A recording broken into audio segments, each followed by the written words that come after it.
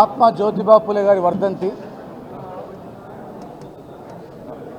మరి మహాత్మా జ్యోతిబా పూలే గారి వర్ధంతి సందర్భంగా బీఆర్ఎస్ భవన్లో వారికి ఘనమైనటువంటి నివాళులు అర్పిస్తూ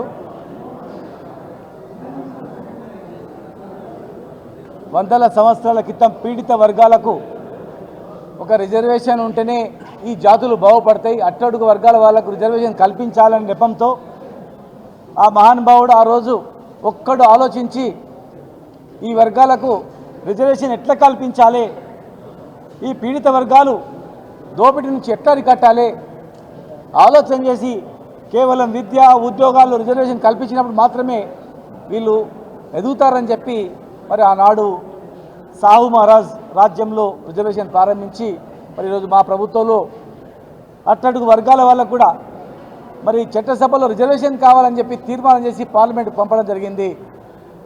అదేవిధంగా మార్కెట్ యార్డ్లలో మరి ఎమ్మెల్సీలలో అనేక రంగాల్లో కూడా ఈ వర్గాలకు రాజకీయ పరంగా అవకాశం కల్పించడం జరిగింది. మహాత్మా జ్యోతిబా పేరు మీద స్కాలర్షిప్ కూడా ఇవ్వడం జరిగింది. మరి వారి ఆలోచన విధానానికి అనుగుణంగా చదువుకోవాలని చెప్పి గురుకులాలు కూడా ఏర్పాటు చేయడం జరిగింది. ప్రతి మండలానికి ఒక గురుకులం ఏర్పాటు చేయాలి, చదువుకోవాలి, ఆర్థికంగా బలపడాలని చెప్పి మరి మహాత్మా జ్యోతిబా పూలే ఆశయాలకు అనుగుణంగానే ఈ 10 సంవత్సరాలు మేము ఆలోచించి ఈ 10 సంవత్సరాల కాలంలో ఎన్నో మార్పులు కూడా గౌరవ ముఖ్యమంత్రి కేసీఆర్ గారి హయాంలో బడుగు బలహీన వర్గాల వాళ్లకు ఆర్థికంగా ఎదగడానికి ఎన్నో రకాలుగా సహాయపడడం జరిగింది. ఈరోజు ఇచ్చేటువంటి ఆసరా పెన్షన్లో చూసినా, ఇంకా హాస్టల్లో చూసినా మేము పెట్టే ప్రతి పైసా ఖర్చులో మరి అత్యధిక జనాభా ఉన్న వాళ్ళకి ఏదో రూపకంగా వర్తింపజేసేయాలని చెప్పి మరి ఆనాడు మహాత్మా జ్యోతిబా పూలే ఆశయాలకు అనుగుణంగా కేసీఆర్ గారు ఆలోచించి వారి జీవిత చరిత్ర చదివి మరి ఈరోజు అమలు చేయడం జరిగింది.